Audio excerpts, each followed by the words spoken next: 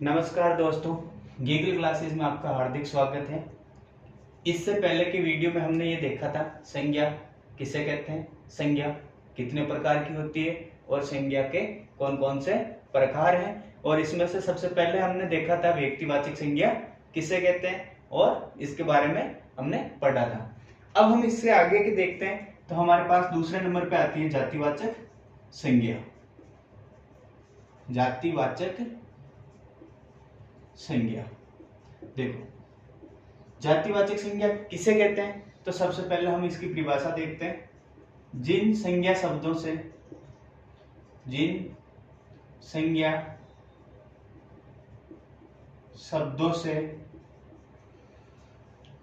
किसी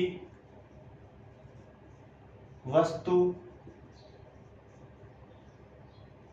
प्राणी, स्वयं आदि का बोध हो, आदि की संपूर्ण जाति का बोध हो,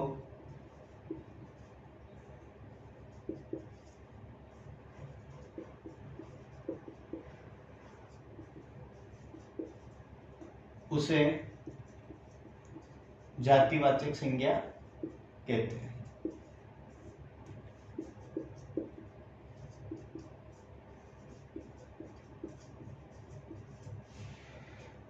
देखिए, जिन संज्ञा शब्दों से किसी वस्तु या प्राणी, स्वयं आदि की संपूर्ण जाति का बोध हो उसे क्या कहेंगे, जातिवाचक संज्ञा।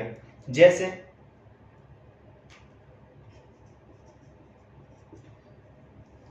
टेबल,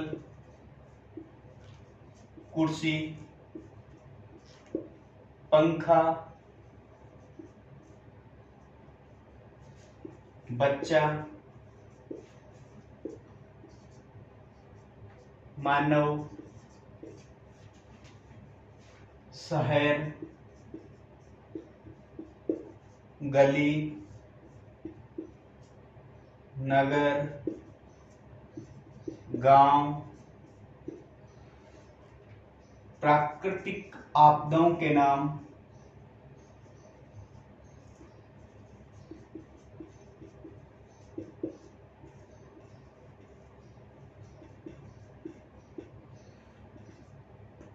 पदों व रिश्तों के नाम,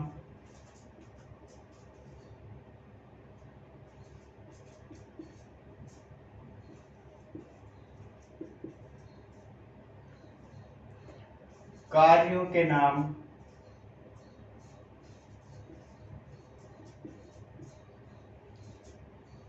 पशु व पक्षियों के नाम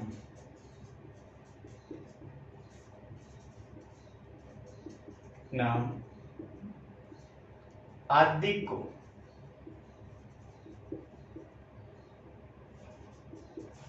जातिवाचक संज्ञा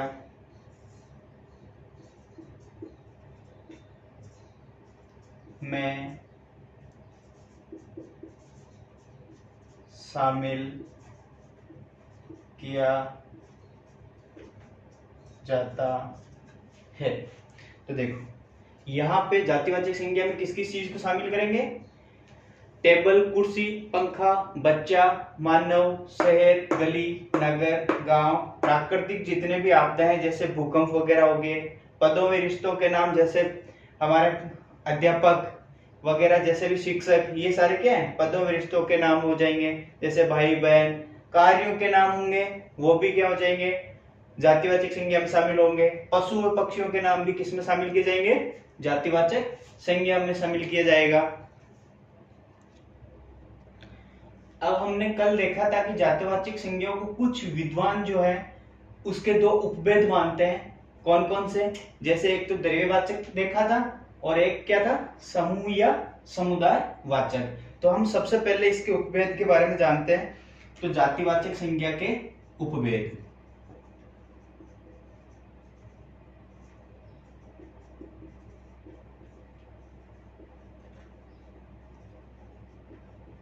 कितने थे, दो।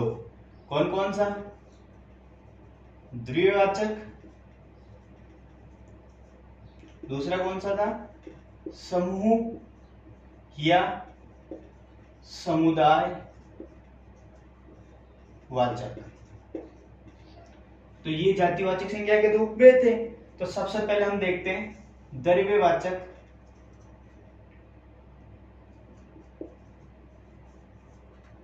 संज्ञा, द्रव्यवाचक संज्ञा के बारे। तो अब इसमें हम सबसे पहले इसकी डेफिनेशन देखते हैं, परिभाषा पढ़ते हैं। जिन संज्ञा शब्दों से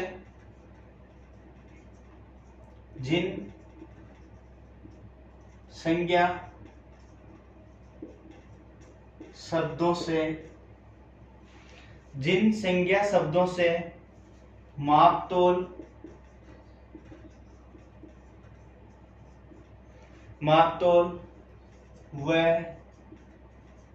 नाप वाली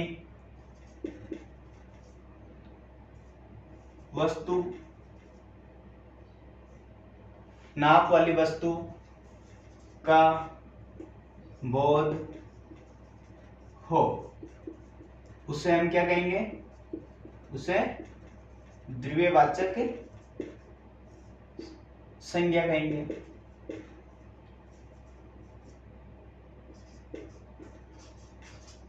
अब देखो, जैसे इसमें एग्जाम्पल के बारे में देखते हैं। जैसे दूध को क्या कर सकते हैं? माप सकते हैं, ठीक है। घी, तेल, पानी, सोना, दही, छाछ, स्टील, पीतल, ऊन, लकड़ी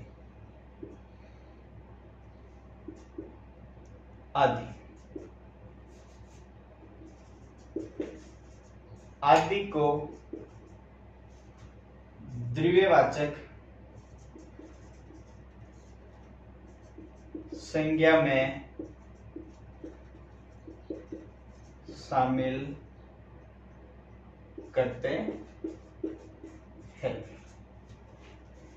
आज ये जितने भी हैं, जैसे कि दूध, घी, तेल, सोना, दही, छाछ, ये जितने भी हैं, इन सबको क्या करा जाता है?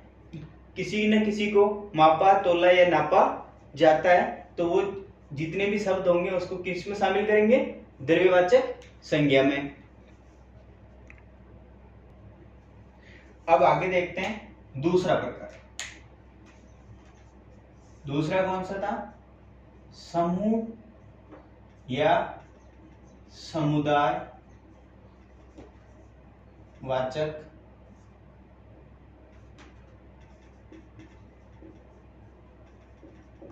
संज्ञा।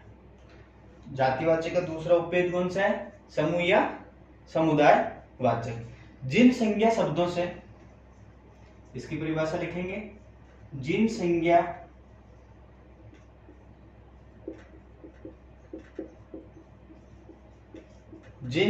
शब्दों से वस्तु या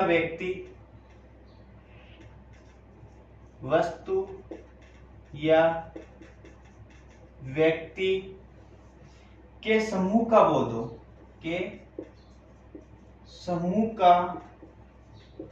बोध हो, उसे समूहवाचक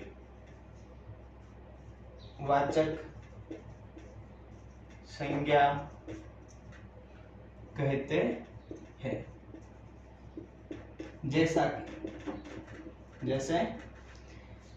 जैसे इसमें क्या लिखेंगे उदाहरण? जैसे हो गया हमारा कक्षा। कक्षा यहाँ पे क्या है? एक समूह है विद्यार्थियों का, तो वो क्या है? समूहवाचक संज्ञा। भीड़, पुलिस, सेना,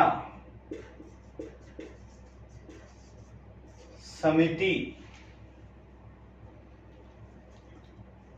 संसद, फौज, विधान परिषद,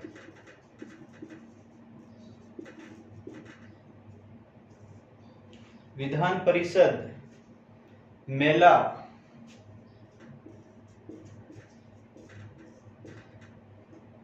गुच्छा आदि, इन सभी शब्दों को किसमें शामिल किया जाएगा? समूह वाचक या समुदाय वाचक में। आदि समूह या समुदाय वाचक में आते हैं।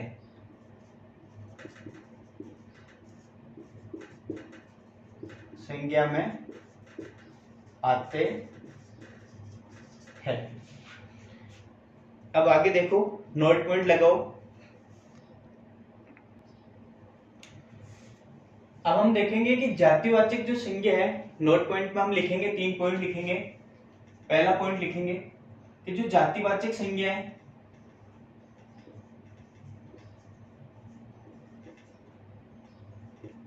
संज्ञाओं को एक वचन व बहुवचन दोनों रूपों में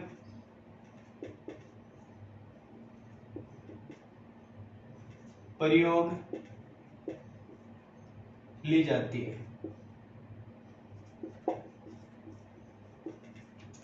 दूसरा पॉइंट, द्रव्यवाचक संज्ञाओं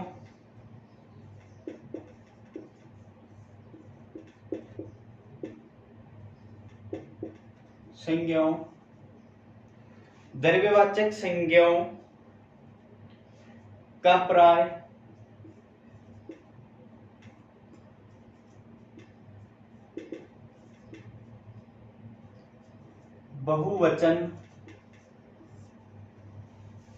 बहुवचन नहीं होता है।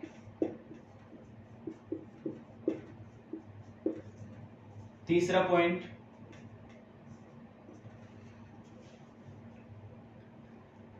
द्रव्यवाचक और समुदायवाचक संज्ञा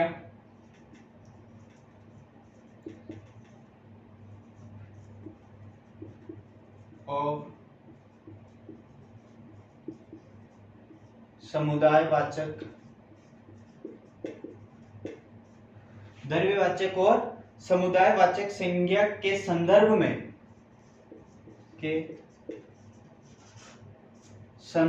में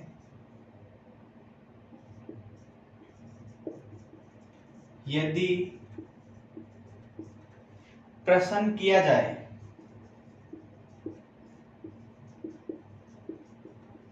और ये विकल्प में नहीं हो, और ये विकल्प में नहीं हो,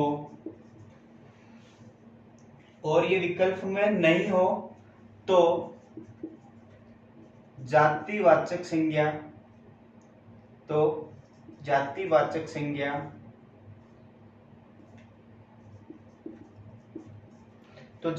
संज्ञा को ही उत्तर माना जाएगा।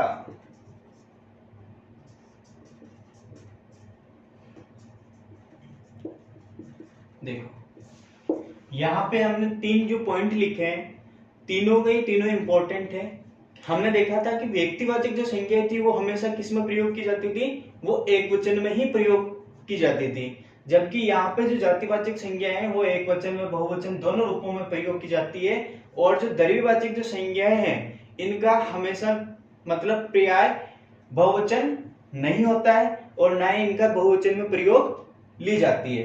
द्रव्यवाचक और समुदायवाचक संज्ञा के संदर्भ में यदि अब हमारे पास प्रश्न सामने आए तो हमें विकल्प के अंदर सबसे पहले यही देखना है कि उसमें द्रव्यवाचक या समुदायवाचक संज्ञा का ऑप्शन है या नहीं है। जब इनके संबंधित ये ऑप्शन में नहीं हो तो हमें उससे क्या करना है? तो हमें जातिवाचक संज्ञा का विकल्प को चुनना है। अब हम आगे देखते हैं जातिवाचक संज्ञा से व्यक्तिवाचक संज्ञा में बदलाव। तो हम ये देखेंगे कि जब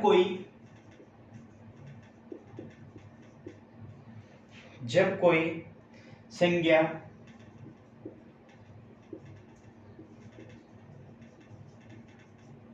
संपूर्ण जाति का बोध करते हुए भी संपूर्ण जाति का बोध करते हुए भी किसी एक ही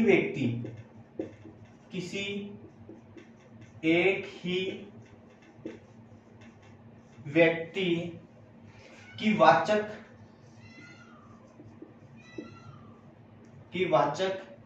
या बोधक बन जाती है तो वह संज्ञा व्यक्तिवाचक संज्ञा कहलाती है।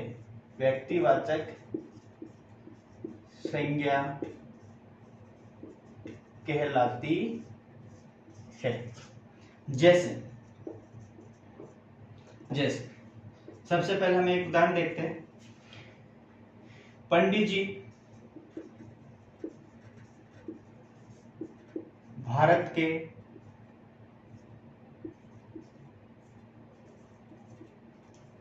प्रथम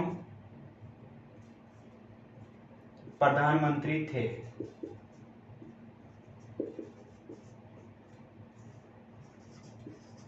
तो देखो यहां पे पंडित क्या है, पंडित यहाँ पे किसी न किसी जाति है, जबकि यहाँ पे ये पंडित जाति है तो इसमें जातिवाचक संज्ञा होनी चाहिए। बट यहाँ पे ये पंडित जी प्रथम प्रधानमंत्री थे तो इसका मतलब पंडित जवाहरलाल नेहरू की बात हो रही है। तो यहाँ पे ये क्या हो जाएगा, ये एक विशेष हो गया। तो यहाँ पे क्या हो जाएगा, ये व्यक्तिवाचक संज्ञा यहाँ पे किस रूप में प्रयोग की गई है, व्यक्तिवाचक संज्ञा के रूप में प्रयोग हुआ है।